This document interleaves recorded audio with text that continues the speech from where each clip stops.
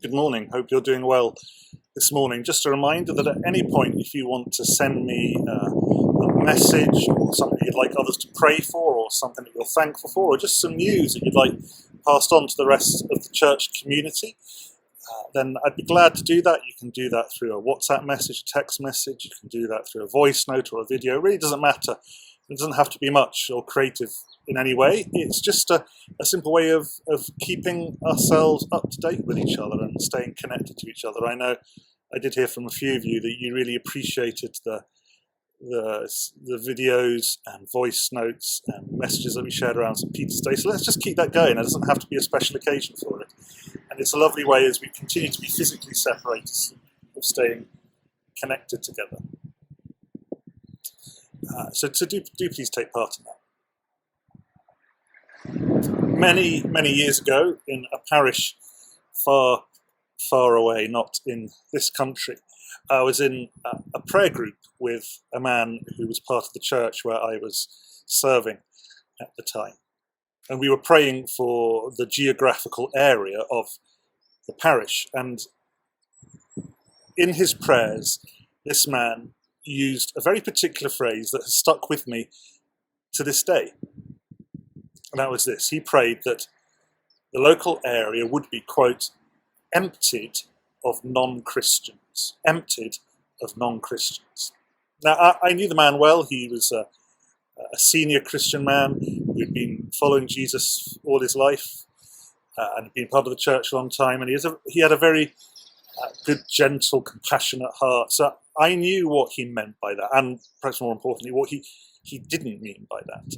And it was probably just an unfortunate choice of words. But it does highlight something that is very, very human, a very human instinct, that desire for everyone around us to be a bit like us, to think roughly the same sort of things, to live roughly the same sort of way. Because when people are different to us, when we feel out of place, sticking out like a sore thumb, it could be embarrassing, it can be difficult. And it's difficult to build relationships, to get to know people who are very different to us. That's not actually unusual, it's a very human thing. So there is something deep within a lot of us that longs for people around us to be just like us.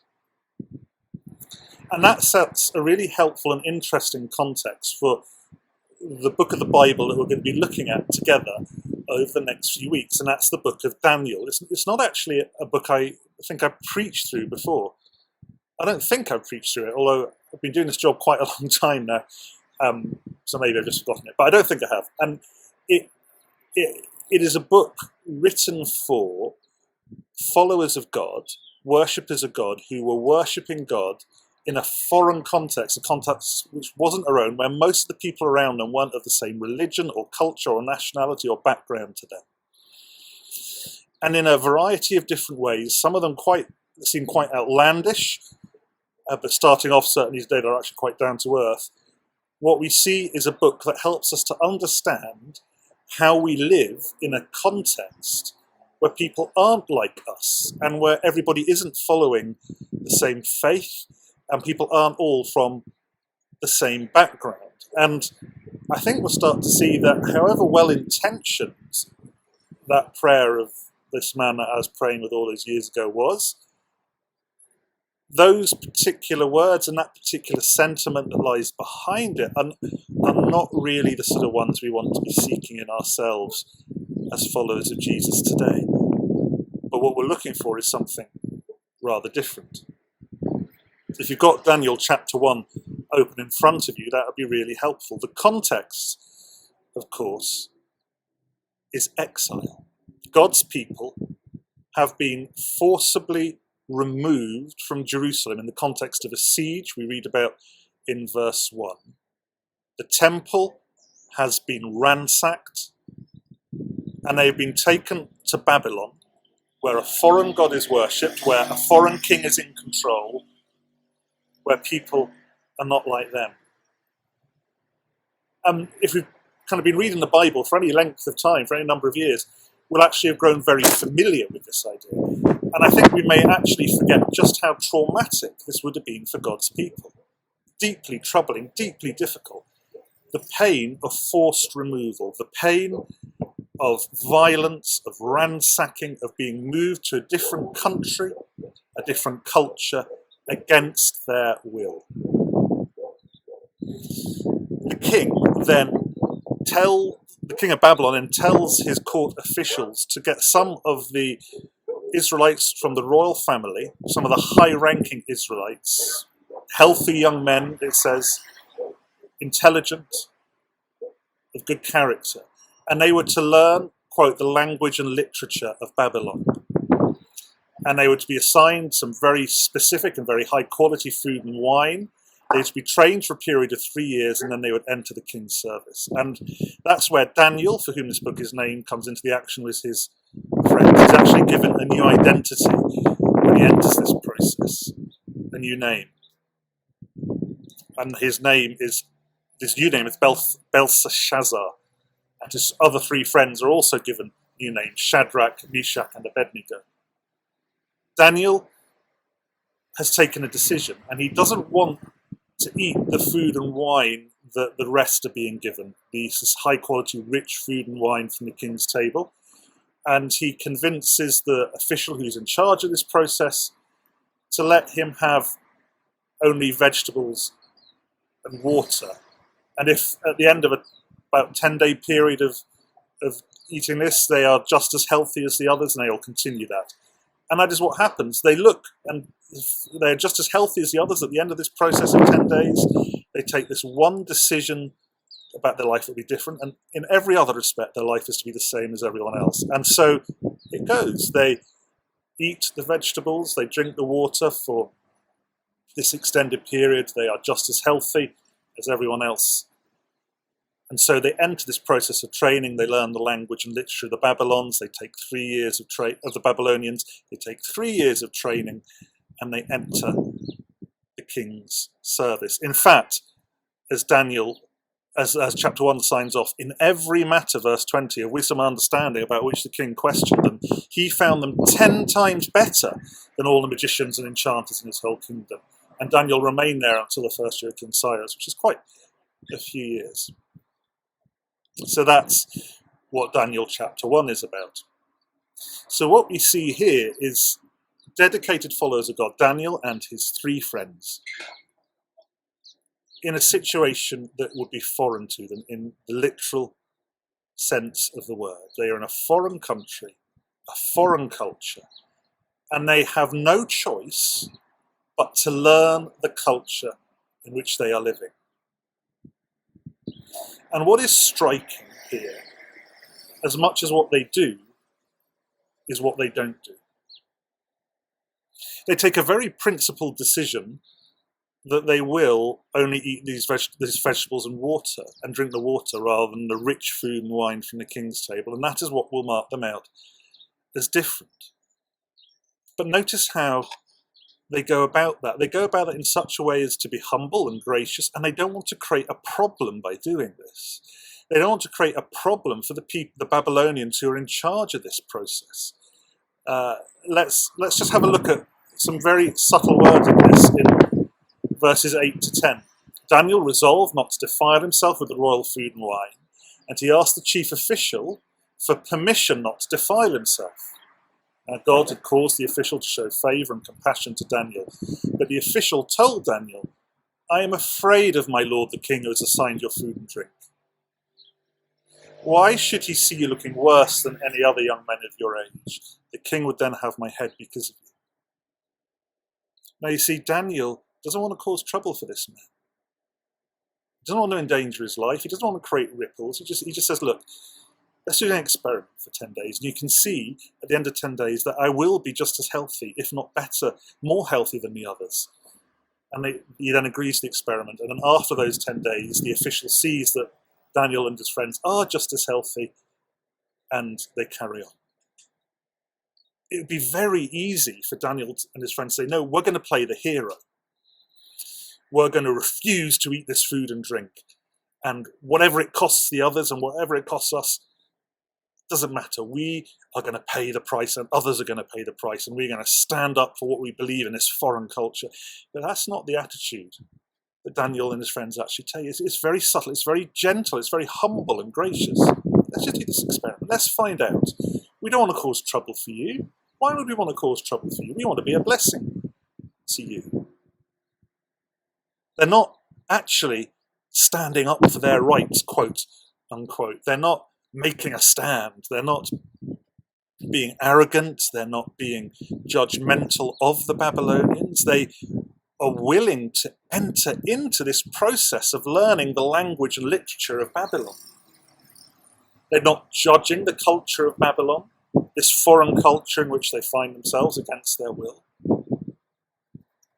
They just want to maintain a little bit of who they are as God's people in this foreign context without causing a problem for others in a way that doesn't compromise their belief, but neither will it cause a serious problem for others. As I was thinking about that this week, I was reminded of a passage which I've often quoted from Jeremiah 29, where it says this, Jeremiah 29 verse 4. This is what the Lord Almighty, the God of Israel, says to all those I carried into exile from Jerusalem to Babylon. So this is the words of God through the prophet Jeremiah, again, to followers of God who are in exile against their will in Babylon, a bit like Daniel and his friends.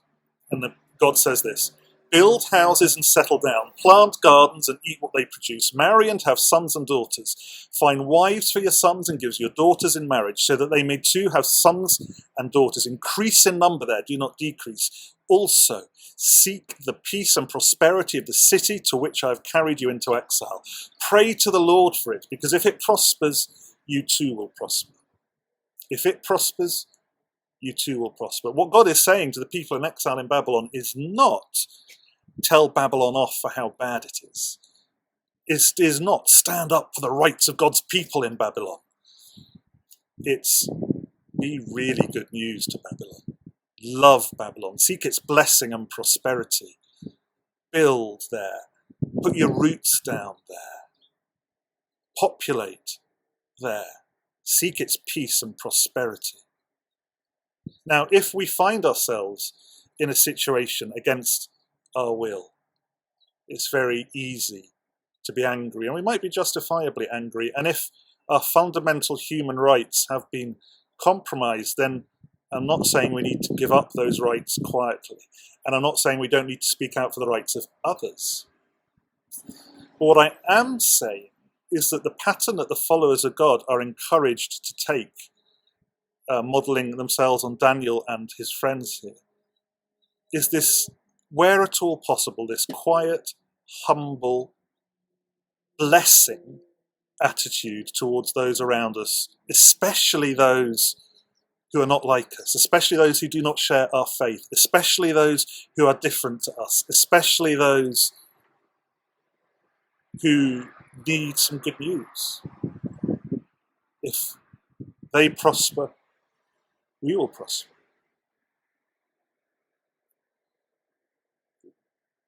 The culture, the city that is not like us, in which we are in exile, is nothing to be avoided. In some senses, we do find ourselves in exile. In the context of COVID, we are forced to be living in a way that isn't entirely of our choosing. And whilst we are on this side of eternity, whilst we are living here, we are not as fully with God as we would like to be, although God is profoundly present with us by his Holy Spirit and through other people.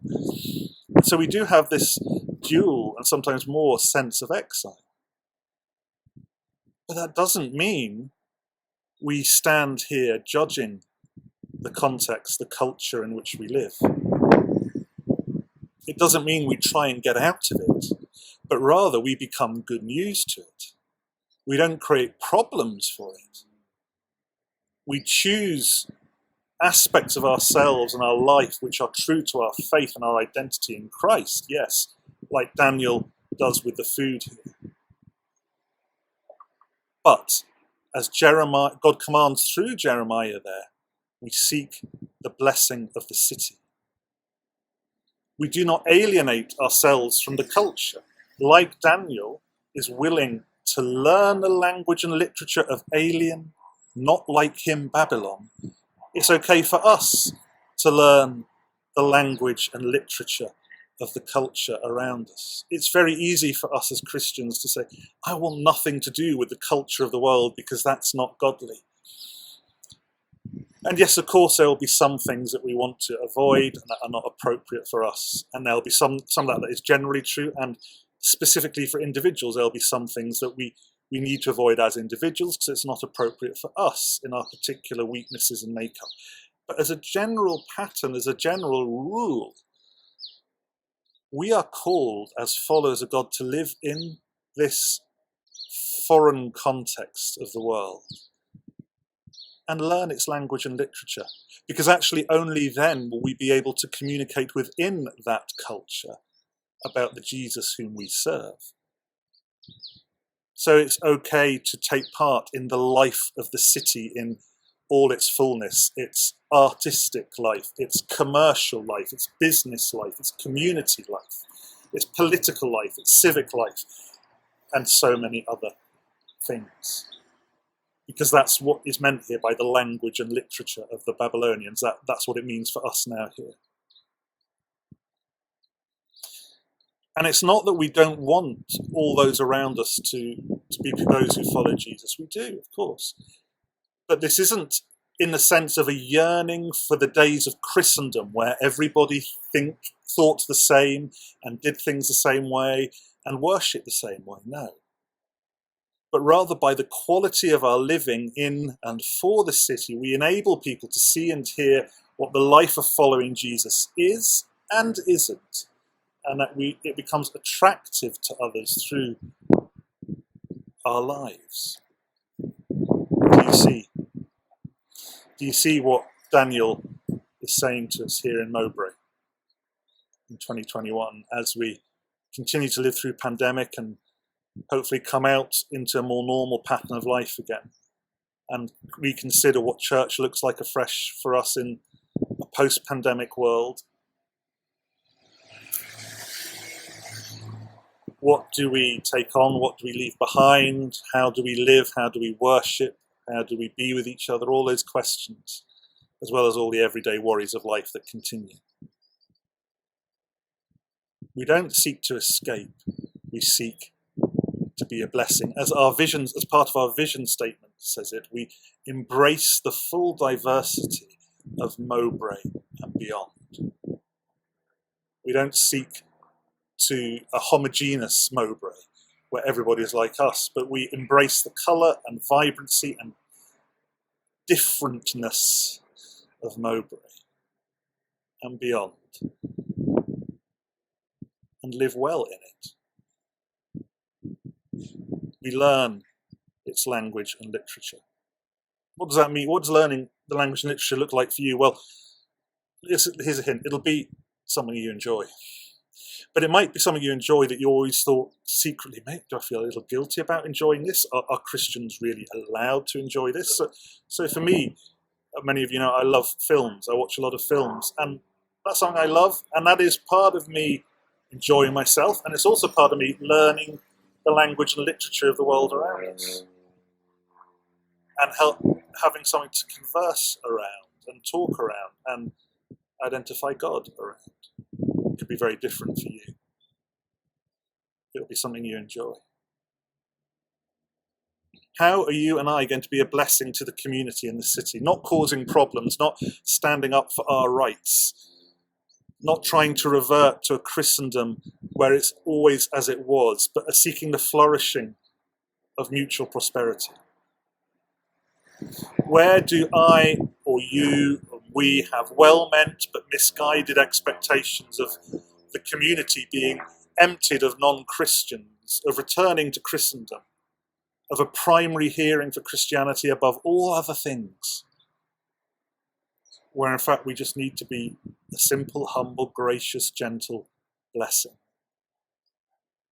What do I try to avoid? What do you and we try to avoid in the life of the city that we could actually embrace, where like Daniel and friends we willingly enter this 3-year process of learning the language and literature of this alien culture?